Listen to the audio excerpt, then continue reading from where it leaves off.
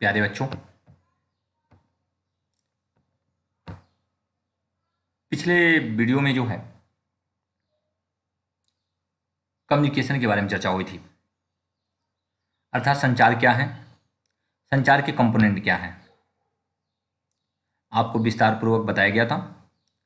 संचार की परिभाषा बताई गई थी, संचार के तत्व बताए गए थे। इस वीडियो में आपको जो है टाइप ऑफ कम्युनिकेशन बताया जाएगा। कम्युनिकेशन के प्रकार के बारे में चर्चा की जाएगी।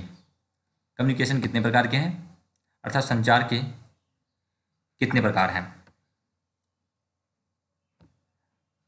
जब हमने परिभाषा आपको बताई थी तो उन परिभाषाओं को आप देखें जो पिछले वीडियो में है। उन परिभाषाओं को विश्लेषण करने के उपरांत यह स्पष्ट हुआ कि संचार के कई प्रकार हैं, जिसमें पहला देखें नीचे की ओर डाउनवर्ड कम्युनिकेशन, ऊपर की ओर संचार अपवर्ड कम्युनिकेशन और लेटरल कम्युनिकेशन या पार्श्विक संचार। डाउनवर्ड कम्युनिकेशन अर्थात जब अधिकारी द्वारा कोई संचार अपने अधीनस्थ कर्मचारियों के लिए किया जाता है उसे जो है हम डाउनवर्ड कम्युनिकेशन कहते हैं या नीचे की ओर के संचार कहते हैं। अपवर्ड कम्युनिकेशन जब अधीनस्थ कर्मचारी के द्वारा अपने अधिकारियों के लिए कोई सूचना भेजी जाती है उसे जो है अपवर्ड कम्युनिकेशन कहा जाता है।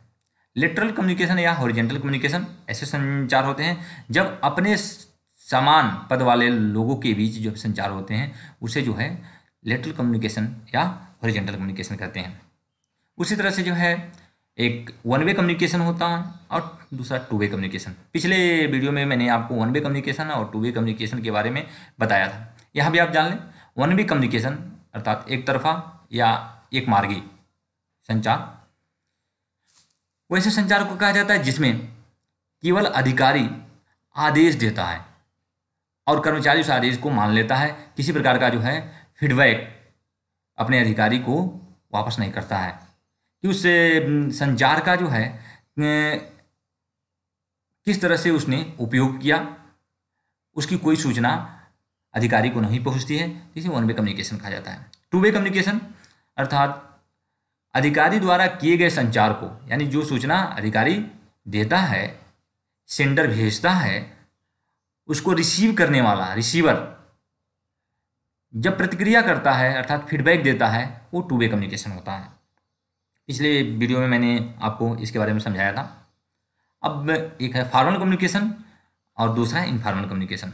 औपचारिक संचार तथा अनौपचारिक संचार। औपचारिक संचार यानी फॉर्मल कम्युनिकेशन जिसमें एक सैंक्शन लेटर के द्वारा यानी अधिकार पत्र के द्वारा जब संचार किया जाता है, जब कोई अधिकारी अपने अधिकार पत्र के माध्यम से या अधिकार क्षेत्र के माध्यम से जब किसी अधीनस्थ कर्मचारी को आदेश देता है या सूचना से अवगत कराता है, उसे हम जो है औपचारिक संचार कहते हैं। अनौपचारिक संचार दोस्तों के बीच में, परिवार के बीच में या किसी भाषा के आधार पे, क्षेत्र के आधार पे, समुदाय के आधार पे, आपस में संबंधों के आधार पर जो संचार होते हैं यह जो है अनौपचारिक संचार होते हैं। इसमें किसी भी प्रकार की जो है फॉर्मेलिटी की जरूरत नहीं होती है। इन सभी संचारों का अगर विश्लेषण किया जाए तो मोटे तौर पे दो भागों में हम बांट सकते हैं संचार को। विशेष वह एक है वर्बल कम्युनिकेशन अर्थात शाब्दिक संचार, दूसरा है नॉन वर्बल कम्युनिकेशन अर्थात अशाब्दिक संचार। इसी दोनों पर हम फोकस करेंगे। इन्हीं के में सारे संचार सम्मिलित हो जाते हैं, चाहे डाउनवर्ड कम्युनिकेशन हो या अपवर्ड कम्युनिकेशन हो, लेटरल कम्युनिकेशन हो, वन वे कम्युनिकेशन हो, टू वे कम्युनिकेशन हो, फॉर्मल कम्युनिकेशन हो, नॉन इनफॉर्मल कम्युनिकेशन हो, सारे कम्युनिकेशन जो है इन दोनों में सम्मिलित हो जाते हैं। तो अब हम देखेंगे कि टाइप ऑफ कम्युनिकेशन में नॉन वर्बल कम्युनिकेशन और वर्बल कम्युनिकेशन, इनके भी कुछ एलिमेंट हैं, उनके बारे में जान लें। नॉन वर्बल कम्युनिकेशन में proxemics, kinesis, facial expression, touching, para language और टाइम लैंग्वेज, ये जो है नॉन वर्बल के अंतर्गत आते हैं। इनको याद कर लें, ये पूछे जाते हैं। वर्बल कम्युनिकेशन में दो प्रकार, रिटन कम्युनिकेशन और स्पोकन कम्युनिकेशन। अर्थात लिखित संचार और मौखिक संचार, इन दोनों के बारे में चर्चा हम लोग करेंगे। पहले आप जान लें वर्बल कम्युनिकेशन क्या होता है, अर्थात शाब्दिक संचार क्या होता है। शाब्दिक संचार, communication done through spoken words is called verbal communication. कुछ समझ में आया आपको? अर्थात शाब्दिक संचार वैसे संचार को कहा जाता है जिसका आधार भाषा, लैंग्वेज होता है, शब्द होते हैं। ऐसे संचार में कम्युनिकेटर जो होता है अपने विचारों एवं भावों की अभिव्यक्ति लिखित भाषा या शब्दों या वाक्यों के रूप में बोलकर करता है। यानी कि जो संप्रेषक होता है वो अपने विचारों एवं भावों की अभिव्यक्ति लिखित रूप में करता है, शब्दों के माध्यम से, वाक्यों के माध्यम से बोलकर करता है। इसे जो है हम शाब्दिक संचार कहते हैं। ऐसे आवाज को सुनकर, लिखित संदेश को पढ़कर संदेश प्राप्ति करता है, यानी प्रापक, रिसीवर उनका अर्थ समझता है और उसी के अनुरूप जो है फीडबैक देता है या पुनर्निवेशन करता है या रिस्पांस करता है। शाब्दिक संचार का उपयोग मनुष्यों द्वारा अधिक किया जाता है, जानते ही हैं, यहां तक कि पशुओं में भी किया जाता है। मनुष्यों के अलावा इनका उपयोग बनमानुष, बंदरों, पैरट, तोता में भी किया जाता है। अब पशुओं द्वारा उपयोग किए गए शाब्दिक संचार उतना विकसित नहीं होता है जितना मनुष्यों के हैं। अभी तक ज्ञात तथ्यों के आधार पर बनमानुष करीब 300 विभिन्न तरह की आवाजों का उपयोग संचार करने के लिए करते हैं।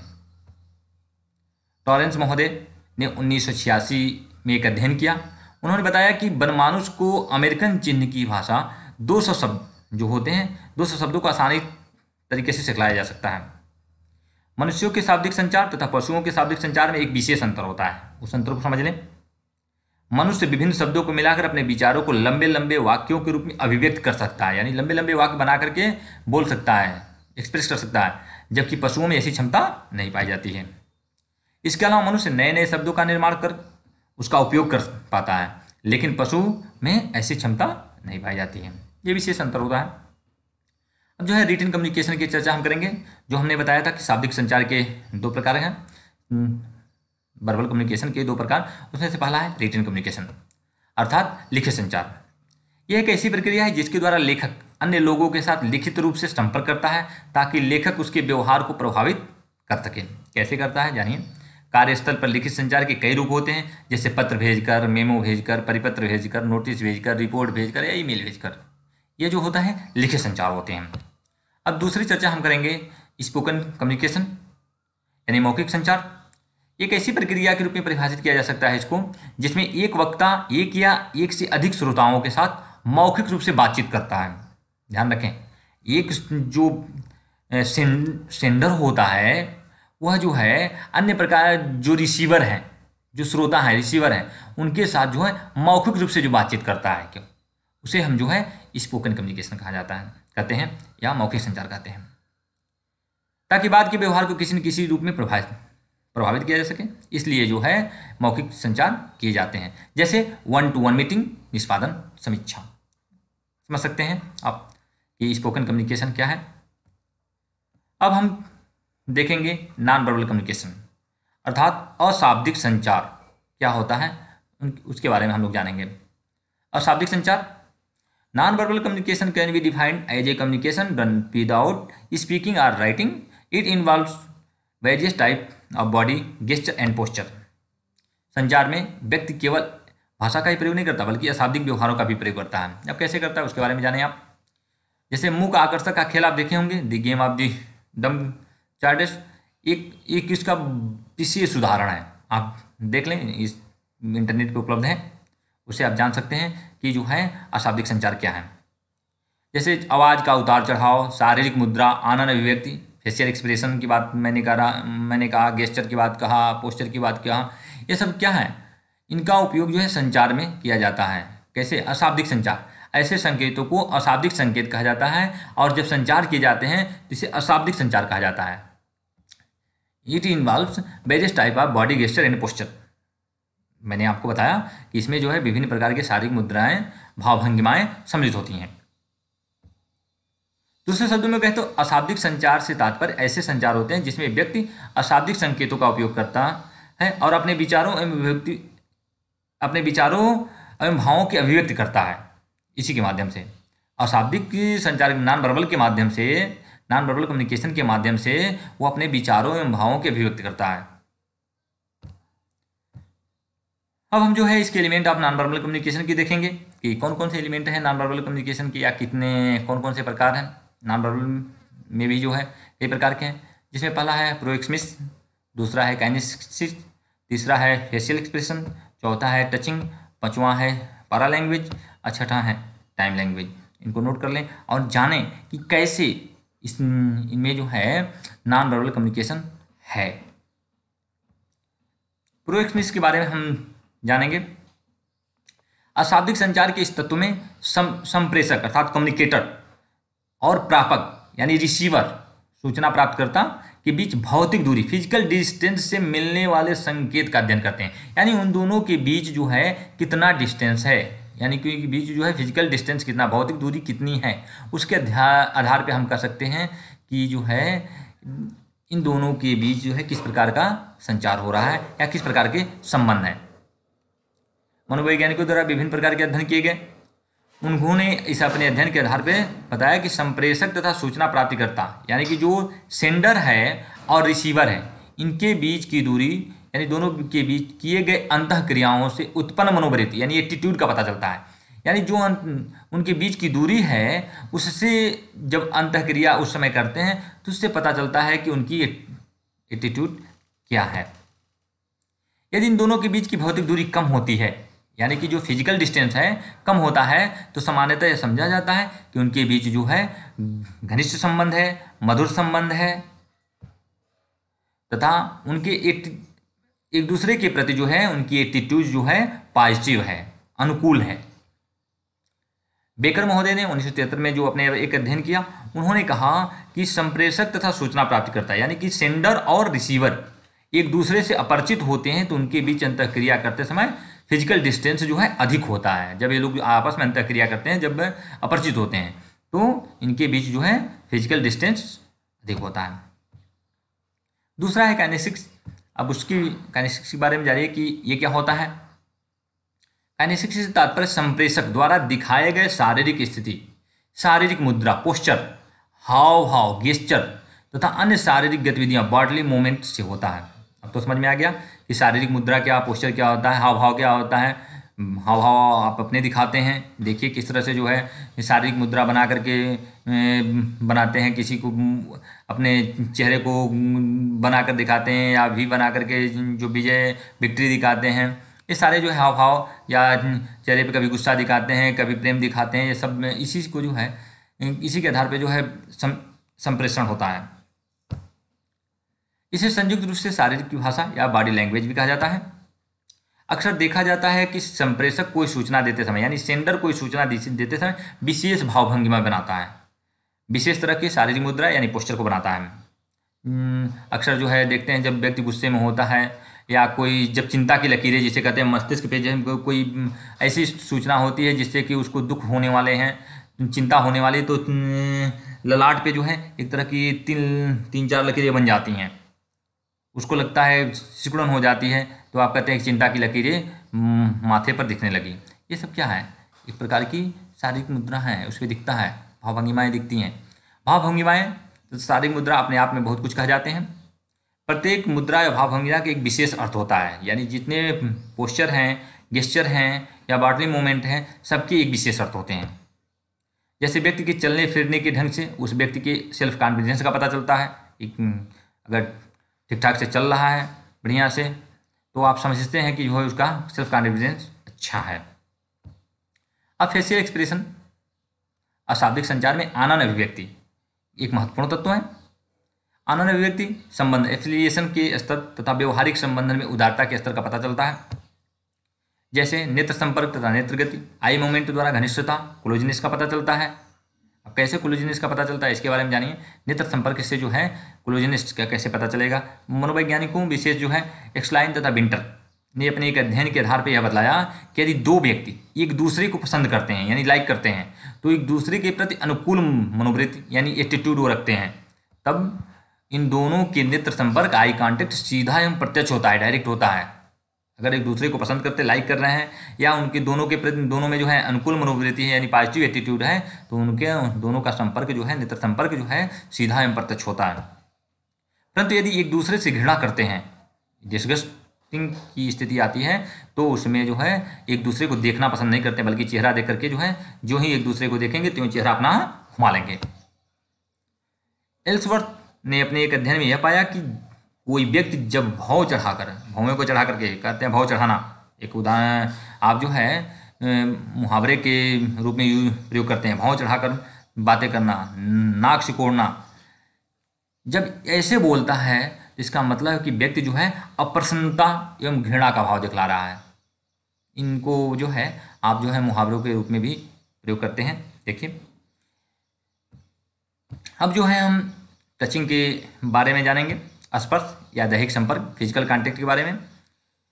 इससे जो है व्यक्ति के विचार एवं आगे की जाने वाली संभावित व्यवहार का पता चलता है। कैसे स्पर्श कर रहा है, इससे पता चलता है। स्पर्श या दैहिक संपर्क से संबंधित यानी फिजिकल कांटेक्ट से संबंधित कई कारक हैं जिन पर मनोवैज्ञानिकों का ध्यान गया है।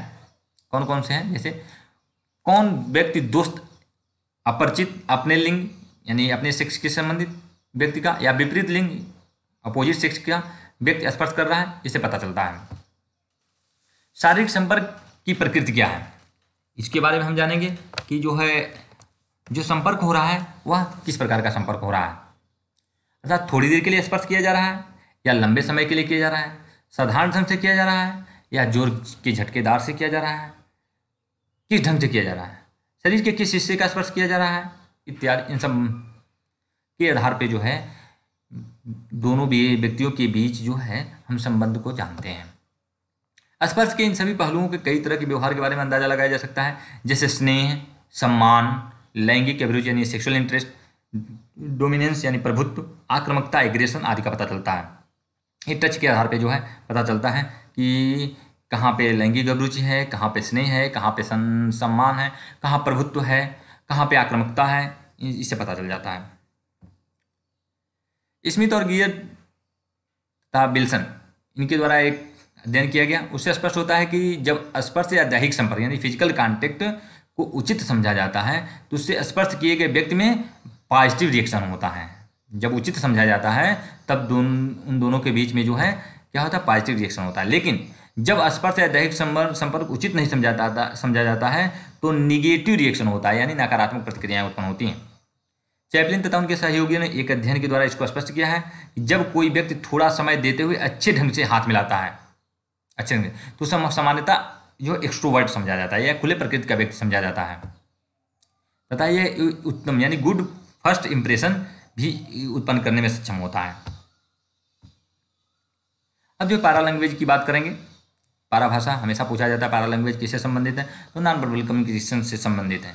हमेशा कई बार ये क्वेश्चन पूछा गया है, पैरा लैंग्वेज किससे संबंधित है, तो नॉन वर्बल कम्युनिकेशन से।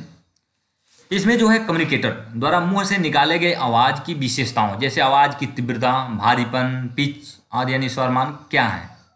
बहुत धीमे बोल रहा है तो उसका मतलब क्या हुआ, बहुत तेज तेज चिल्ला रहा है तो उसका मतलब क्या हुआ।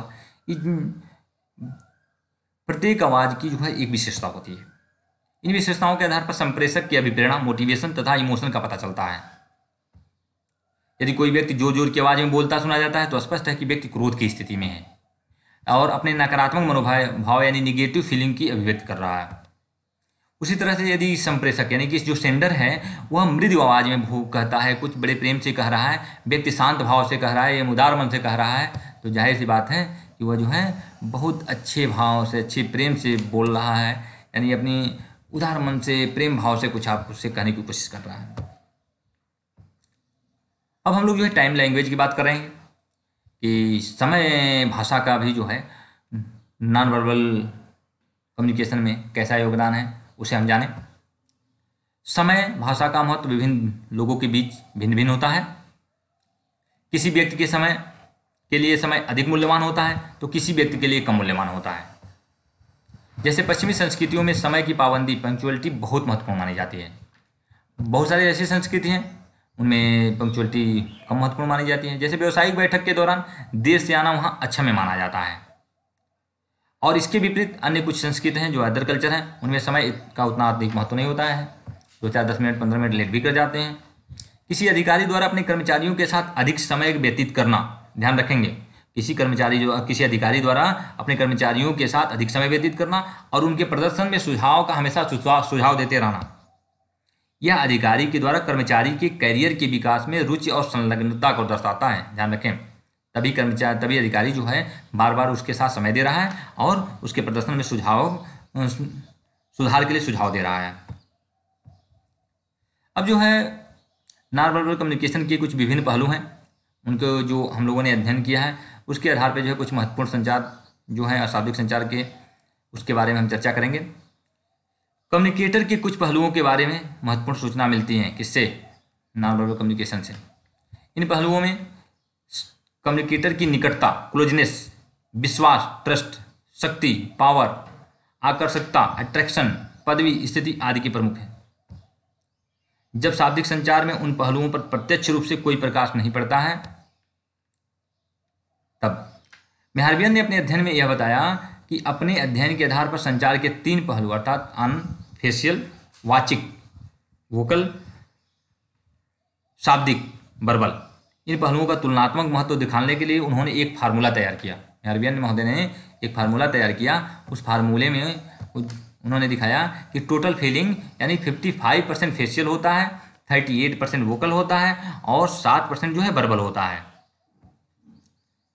यदि इस सूत्र को ध्यान से आप देखें तो कह सकते हैं कि अशाब्दिक संचार यानी अशाब्दिक जो तत्व हैं यानी नॉन वर्बल कंपोनेंट हैं उसमें आनंद तथा आवाज़ यानी कि फेशियल और वोकल दोनों का संयुक्त योगदान 55% प्लस 38%, दोनों को मिला देंगे तो कितना हो जाएगा? 93% है।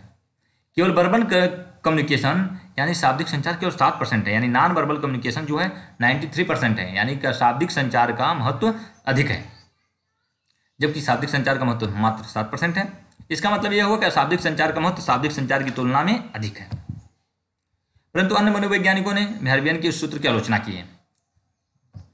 उन्होंने कहा कि शाब्दिक और अशाब्दिक संचार के दिखाए गए महत्व को प्रत्येक परिस्थिति में स्वीकार करना संभव नहीं है।